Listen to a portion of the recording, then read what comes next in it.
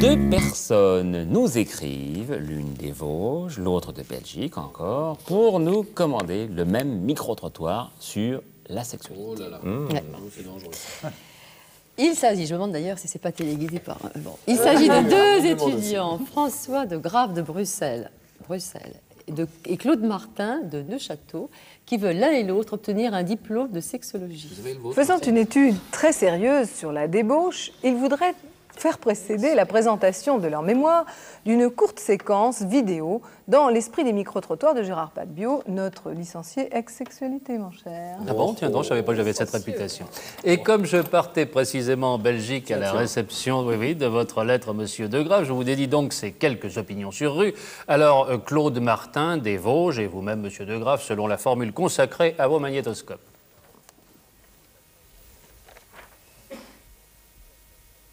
Avez-vous entendu parler d'inceste et dans quelles circonstances, monsieur? Dans les boissons. Dans les boissons, vous avez entendu parler d'inceste. Alors, qu'est-ce que c'est que l'inceste?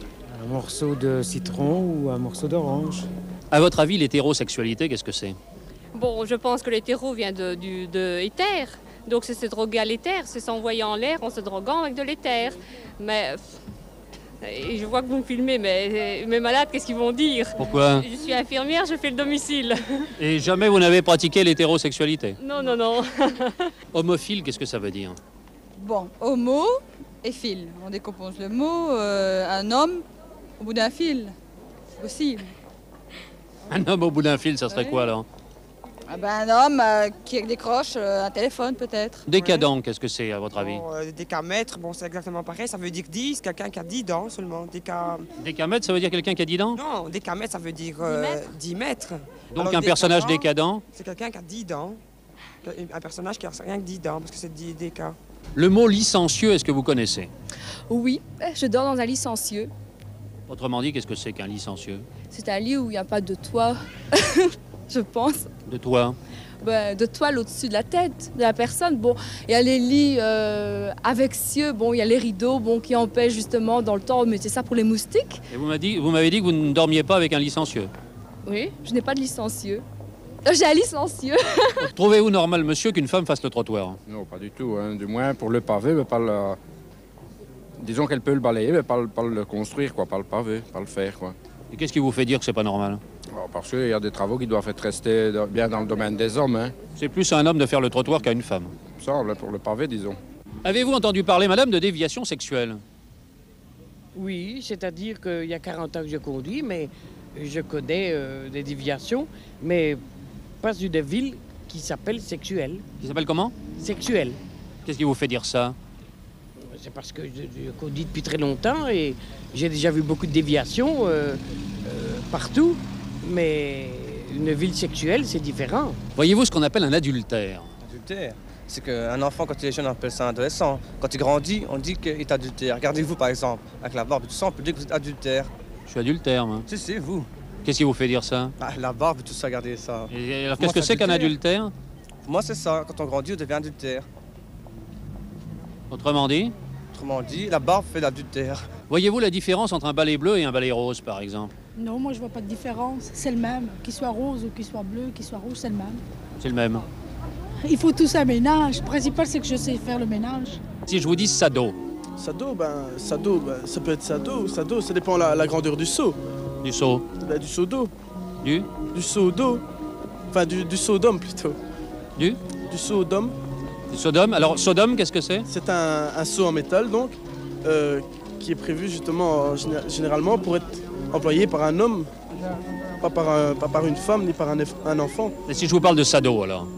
Sado, ça dépend, parce que sado, ça peut être ça peut être ça dépend Ça quoi? La quantité. La quantité de quoi? D'eau. Par rapport à quoi? Par rapport à la grandeur du seau. Du seau de quoi? Du seau d'homme.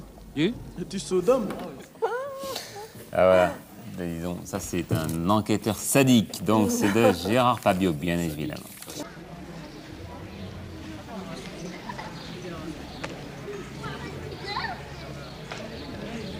Voyez-vous ce qu'on appelle rouler au pas, monsieur? Rouler au pas, c'est marcher un peu comme ça, enfin... Faites-moi voir. Alors là, vous roulez au pas.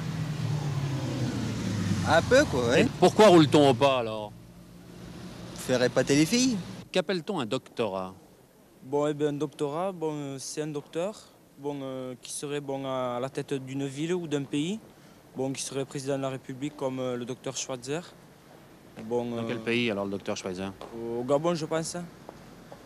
Et, alors ça, c'est un doctorat parce que c'est le docteur Schweitzer qui est le patron? Ben oui. Et qui serait à la tête de ce pays. Encore maintenant? Oui, je pense, oui. Et c'est quel pays, vous m'avez dit? Le Gabon. À votre avis, l'Hexagone, qu'est-ce que c'est? C'est un rond à deux côtés. Un quoi? Un rond à deux côtés. Deux côtés? Oui. Vous êtes sûr? Oui. Comment imaginez-vous le Front National? Le Front National, des garnis sur le dessus, bien en arrière, quelques ridules, petites, pour donner l'air un peu soucieux, un petit béret. Puis c'est tout, ouais, je vois pas d'autre chose. Le 14 juillet, ça vous dit quelque chose? Qu'est-ce qui s'est passé le 14 juillet? Ça a été la fin de la guerre, 39-45.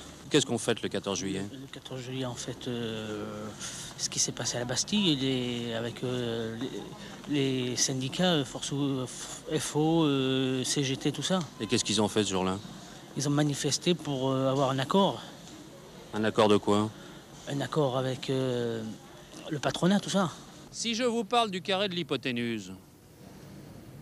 L'hypoténuse, c'est pas en Auvergne, ça?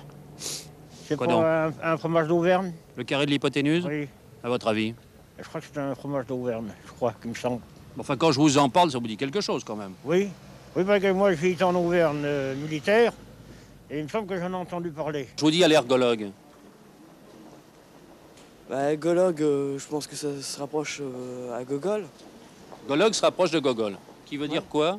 Un peu bête. Et on le dit dans quelles circonstances?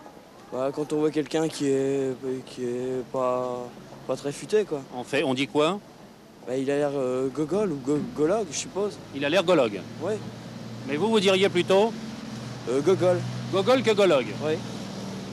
Qu'est-ce que c'est que la table de logarithme? C'est une table qui remplace 3 ou 4 musiciens, des fois. Et qu'est-ce qu'on trouve sur cette table? Plusieurs définitions de chansons. Comme vous me donniez un exemple, là? La, on taton, do la, je ne sais pas moi, c'est des genres comme ça, quoi. Ah, vous avez l'air de savoir, quand même. Oui, moi je sais, parce que j'en ai vu, mais... Vous en avez vu où, des tables de logarithme? Surtout dans les orchestres qui se servent de tout ça, oui. Enfin, pour moi, que j'ai vu, hein. Il y en a peut-être autre part aussi. Hein. Des tables de logarithme? Oui, peut-être, oui. Dans les mathématiques ou des trucs comme ça? Ah bah, non, peut-être pas, non. Non, on ne trouve pas de table de logarithme dans les maths. Non. Sûr? Non, c'est sûr, ça. Non. Voyez-vous, c'est quel bassin méditerranéen?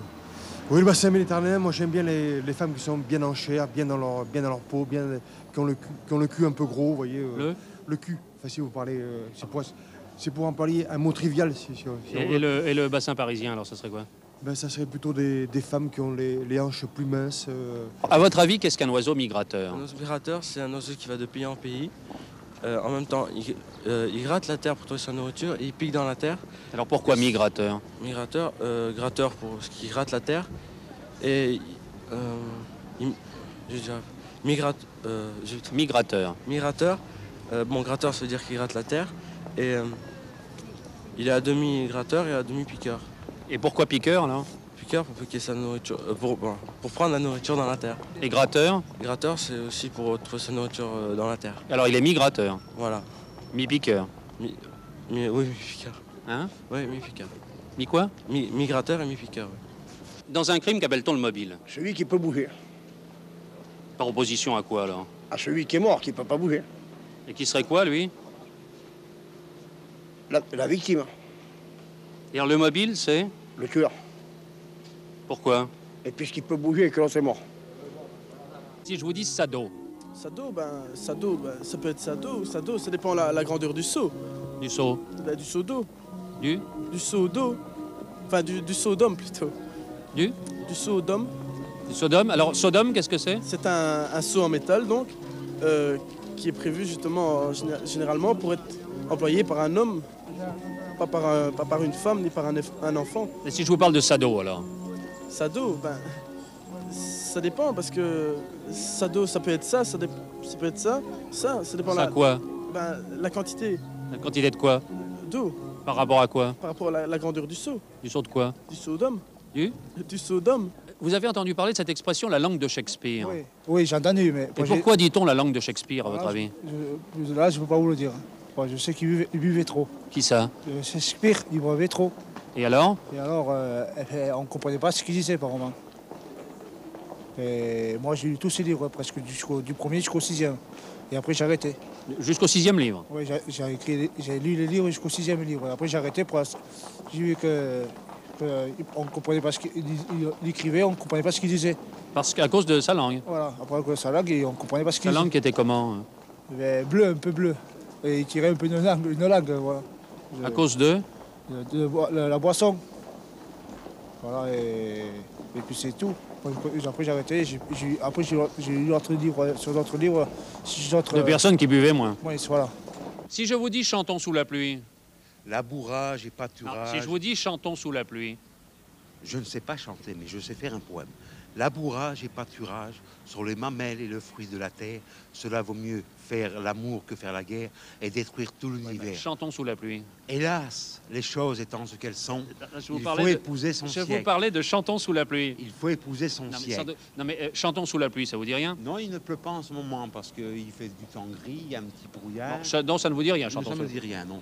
Mais vous irez de terre dans l'espace, on vous donnera la possibilité de créer. On s'en va, on s'en va, on s'en va. Prosper, je pense. Quel document accablant. Moralité, chers téléspectateurs, si vous apercevez l'ignoble barbu d'Annie 2 dans la rue avec un micro, changez immédiatement de trottoir.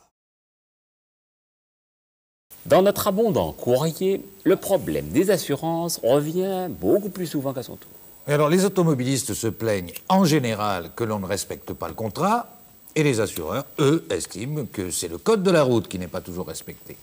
Dans le premier cas, nous essayons d'intervenir auprès des assureurs. Vous le voyez dans cette émission, nous le faisons assez souvent. Et pour ce qui est du code de la route, eh bien, nous avons soumis ce petit lexique proposé par Gérard Pabiot pour éviter les accidents de la circulation. À votre avis, qu'appelle-t-on les chemins vicinaux, madame? Eh bien, c'est quand on... C'est-à-dire, c'est pour aller... Quand on veut aller aux toilettes, faire un brin de toilette avant de passer à table. Et comme on n'ose pas dire l'expression donc WC, on dit vécinaux. On dit cette expression-là à la place. Vécinaux. Les chemins vicinaux. Les chemins vicinaux, voilà. On dit ce mot-là à la place. Pour vouloir dire quoi? Pour vouloir dire WC, quoi, WC. Emprunteriez-vous volontiers les grands axes, madame? Non. Les prêter, oui, à quelqu'un que je connaîtrais, mais autrement, emprunter, non. Pourquoi? Ben, je ne sais pas. C'est mon tempérament comme ça. J'aime mieux prêter que d'emprunter. Vous voyez ce que c'est que les grands axes? Oui. Qu'est-ce que c'est? Les encyclopédies. La RN13, ça vous dit quelque chose?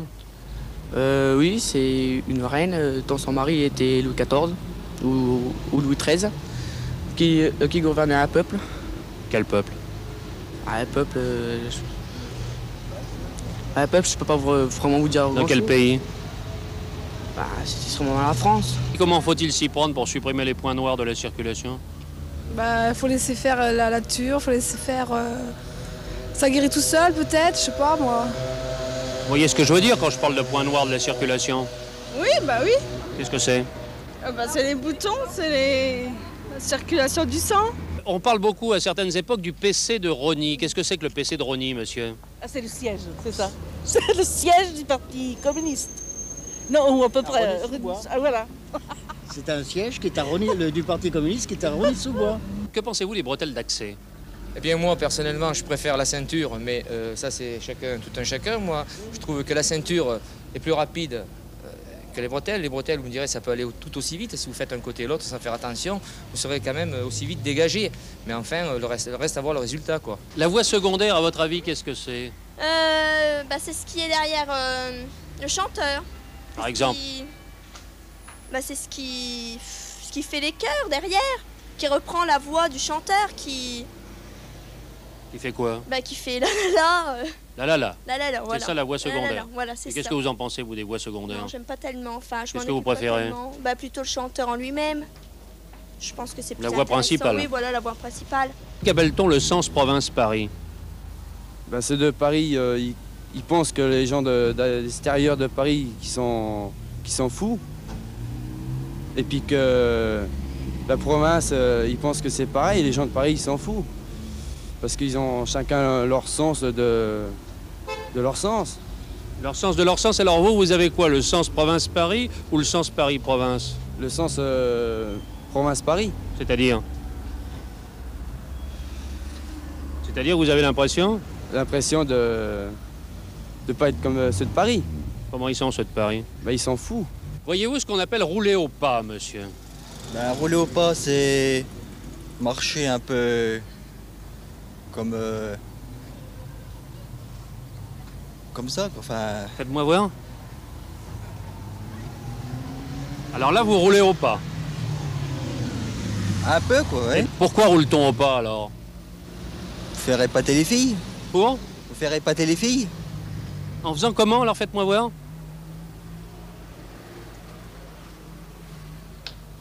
Voilà, bah vous roulez drôlement bien au pas, merci monsieur et bravo. Dans l'abondant courrier que nous recevons à propos des micro-trottoirs de Gérard Pabiot, une réflexion revient très souvent au fil de vos pages. Ouais, c'est normal que les gens ne sachent plus rien. Les études ne sont plus ce qu'elles étaient. De mon temps, on apprenait les départements, les préfectures, les sous-préfectures, Pas-de-Calais, chef-lieu Arras, etc. Eh bien oui, ça a bien changé. Pour se rendre compte à quel point, en cette période de grande migration saisonnière, M. Pabiot a voulu connaître sur l'heure la somme de vos connaissances en faisant la manche, micro en main, dans les rues de Montpellier. Bah, quand je vous parle de la Somme... Oh, je sais pas, moi, je parle de peut-être 10 ou 15 millions. Alors, où placeriez-vous la Somme, vous-même? Eh bien, je le placerai sur de l'immobilier. Quand je vous parle de l'Anjou, vous voyez ce que c'est? Oui, à peu près. Qu'est-ce que ça peut être? Oh. C'est-à-dire quand on met le fusil et qu'on vise et puis qu'on met la crosse contre la joue. Vous n'avez pas l'air d'être sûr. Comment ça se fait? Bah, parce que je n'en ai jamais... J'ai jamais entendu parler de l'Anjou. Pourquoi? Bah, parce que je vous dis, je n'étais pas dans les gens qui maniaient des armes. Le service de santé ne manie pas d'armes. La Meuse, vous voyez ce que c'est que la Meuse? Oui, enfin, j'aime mieux le pastis. Comment? J'aime mieux le pastis que quoi? Que la Meuse. Et c'est quoi la Meuse? De la bière. Je regarde des informations presque tous les jours. J'ai jamais entendu parler de Lyon dans le sens de la France. Hein. Pas loin de Saint-Étienne, par exemple. Jamais, non. Je connais très bien la région de Saint-Étienne. Et de Lyon, vous avez jamais entendu parler? Jamais, non. J'ai passé même très souvent. Et qu'est-ce que vous en pensez, tous les jours. Je pense que s'il y a des lions, ça peut être que des bêtes lâchées par une ménagerie. Où placeriez-vous l'Aube? L'Aube, ben, disons que moi je la placerai plutôt à l'est, c'est-à-dire à l'est de la France. Qu'est-ce qui vous fait dire ça? Le soleil se lève à l'est, donc il me semble que logiquement l'aube devrait apparaître le plus tôt à l'est de la France. Si je prends la France comme... Alors une grande ville de l'Aube? Une grande ville de l'Aube, je dirais Strasbourg. La Touraine, ça vous dit quelque chose, la Touraine? C'est dans le jeu de la belote. On emploie, on dit à tout cœur, à tout trèfle ou à tout pic. On ne dit pas à Touraine. Ça n'existe pas dans le jeu de... La Touraine, ça n'existe pas? Ça n'existe pas, non. Que pensez-vous du Pas-de-Calais? Non, mais là, je ne suis pas au courant. Vous me parlez du Pas-de-Calais, je ne sais pas. Qu'est-ce que ça veut dire? À votre avis? Non, mais qu'est-ce que ça veut dire, Pas-de-Calais? À votre avis? Qu'est-ce que ça veut dire, Pas-de-Calais? Qu'est-ce que vous entendez par Pas-de-Calais? Qu'est-ce que vous entendez vous-même par Pas-de-Calais? Mais moi, c'est pas moi qui pose la question, c'est vous. Bah oui, je vous dis Pas-de-Calais. Pas-de-Calais, je ne sais pas. Je ne vois pas ce que vous voulez dire. À votre avis? Non, vous perdez votre temps, là. Et le Sancerrois, alors ça serait quoi? Sancerrois, c'est-à-dire, c'est... comme ça, tu vois. C'est-à-dire? Ben, on aura coupé la tête. À qui? Ben, Louis XVI et... il y en a d'autres, il y en a un paquet même. Hein. Ouais. Ben, c'est devenu, à place d'être royaume, si tu veux, c'est devenu la République. Alors le Sancerrois, ça serait la République? Ouais. Si je vous dis Dijon. De quoi vous parlez? Dijon. De Jean? Non, Dijon. Jean? Dijon. Jean? Non, je vous dis Dijon. Ça vous dit quelque chose? Dijon. Je vous prie de m'excuser. Jean? Je vous dis... Non, Dijon. Le Jean? Vous n'avez jamais entendu parler... Dijon. Dijon, ça vous dit? Dijon. Jean. À moins que ce soit une ville. À moins que ce soit une ville. À moins que ce soit la ville. La ville. Ben, Dijon.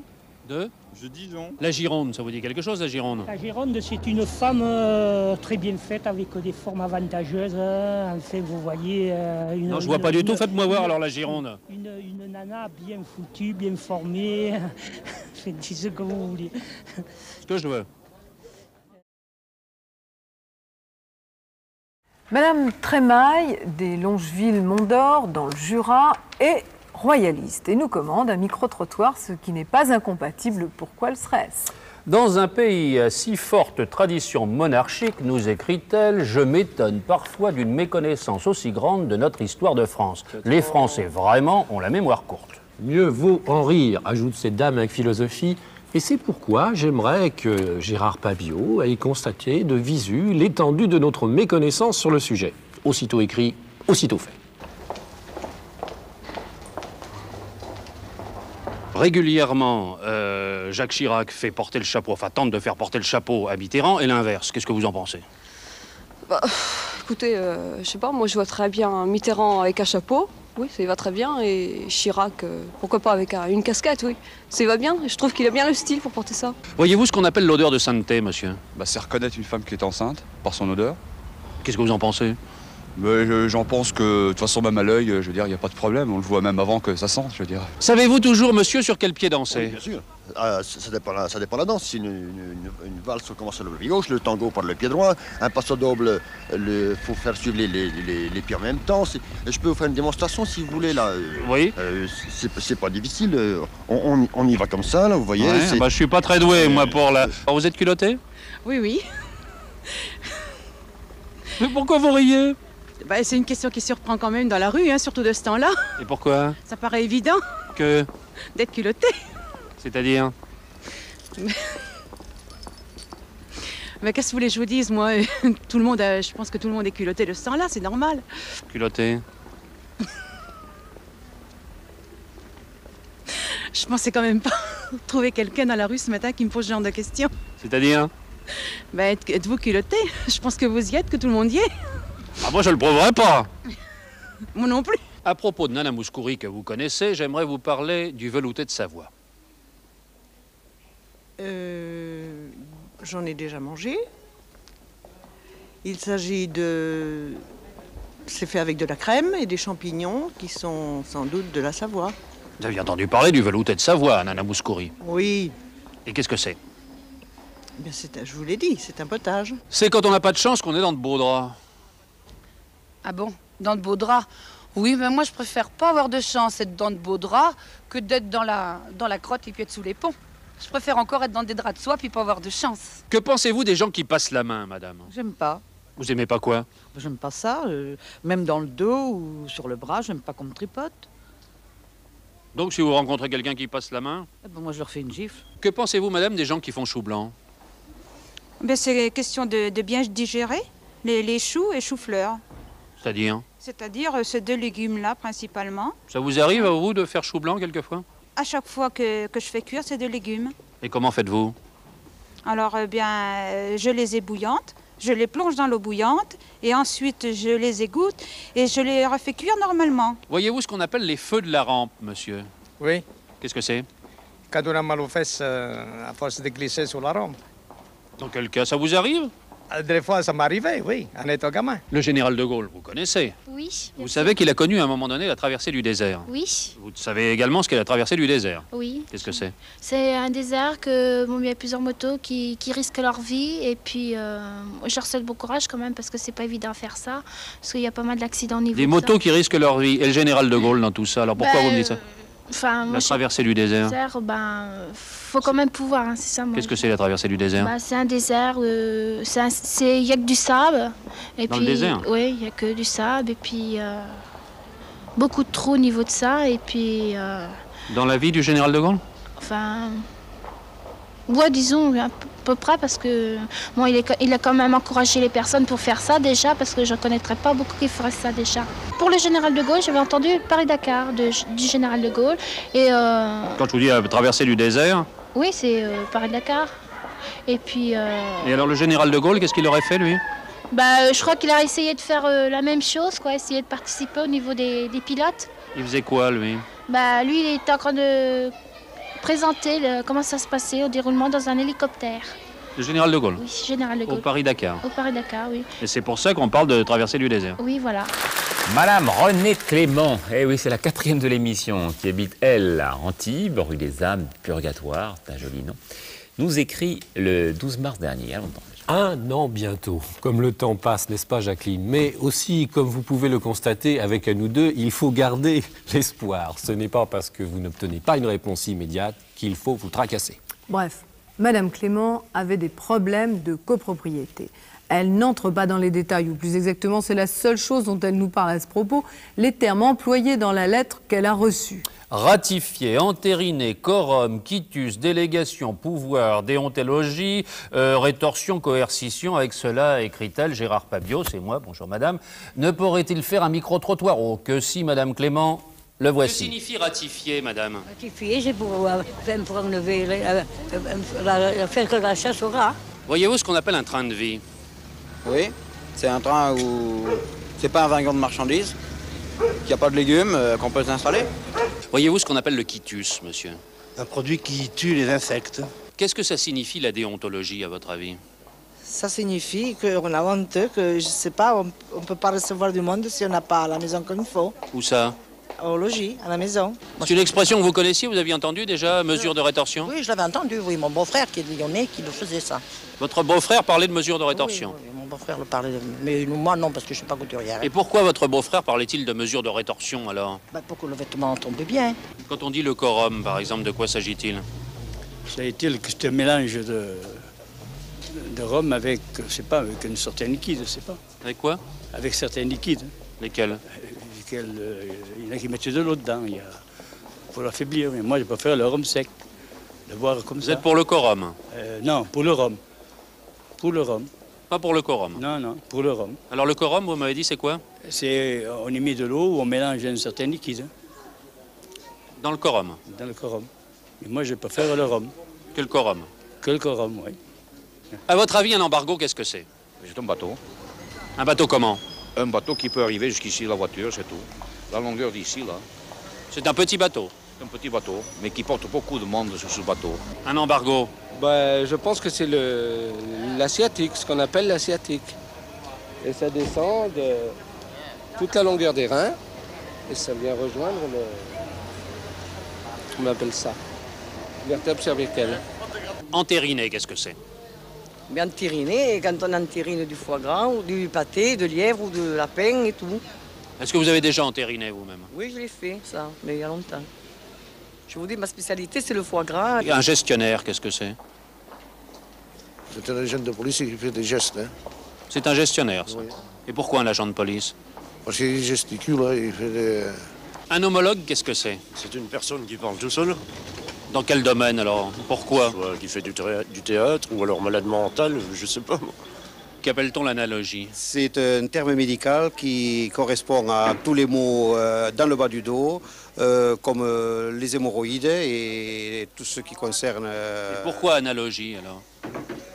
Parce que ça concerne, ça vient du mot anus.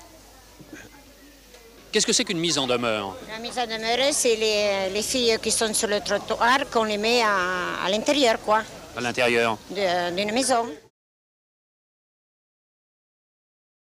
Nous vous avions promis la semaine dernière une suite au micro-trottoir de Gérard Pabiot sur les illustres inconnus. Alors, eh bien, la voici. Comment se fait-il que vous ne connaissiez pas les essais de montagne? Et parce que je ne les connais pas. J'ai vu le tournoi des scènes nationales et tout. Je connais Rive, je connais Estève. Qu'est-ce que ça peut être, les essais de montagne, à votre avis? Ça peut être un très bon joueur. Un joueur de rugby, je pense. Vous n'aviez pas entendu parler des eaux mêlées de Roger Icor? Non, non, non. Alors qu'est-ce que ça serait, d'après vous, les eaux mêlées de Roger Icor? C'est un mélange d'eau chaude et d'eau froide. Dans quel but? Pour pratique, pour la cuisine, pour le nettoyage, pour tout. Alors, le désert des Tartares, vous connaissez? Le désert? Des Tartares. Le désert, oui, des tartares. Et le dessert, oui, c'est ail et fines herbes. Comment? Le dessert, Ouais. c'est ail et fines herbes. Si vous fait parler comme ça. Une piqûre de guêpe. Et quand je vous dis la mort est mon métier? C'est pas votre métier, vous êtes pour les vivants, vous. Vous êtes décoré. Vous faites sympathique. Hein. Et c'est Sabatier Pouget. Sabatier qui a trouvé le principe de Westgouze. La mort est mon métier. Non, c'est pas votre métier. C'est la vie, votre métier.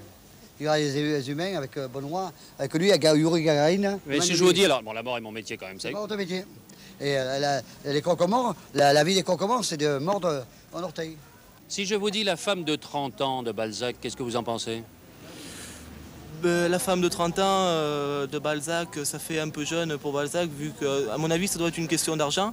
Pourquoi? Je connais beaucoup de femmes de 30 ans qui vont avec des personnes de 55, entre 55 et 65 ans, juste pour une question d'argent. Et pourquoi vous me dites ça à propos de Balzac?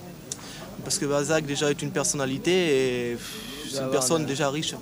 Il doit avoir entre 55 et 60 ans à peu près. Balzac? Oui. Alors donc la femme de 30 ans? Oui, c'est juste. Léo de Hurlevent, ça vous dit quelque chose? Non, non, pas tellement, non. Qu'est-ce que vous connaissez?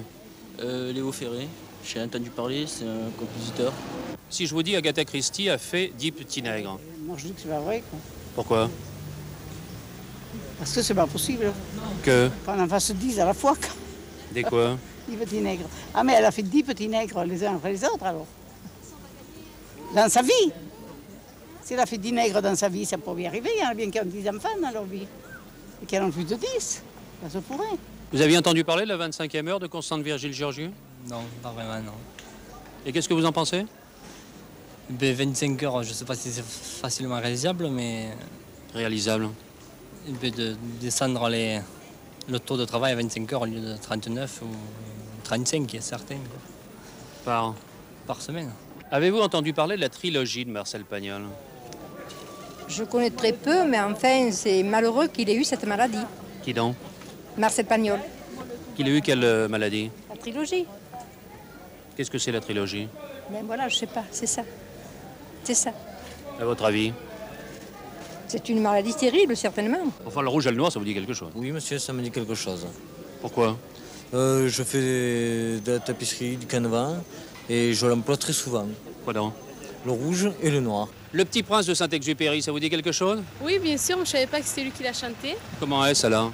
Lundi matin, l'empereur, sa femme et le petit prince sont venus chez moi pour me serrer la pince. Et comme j'étais partie, le petit prince a dit, puisque c'est ainsi, nous reviendrons mardi. Et c'est de Saint-Exupéry?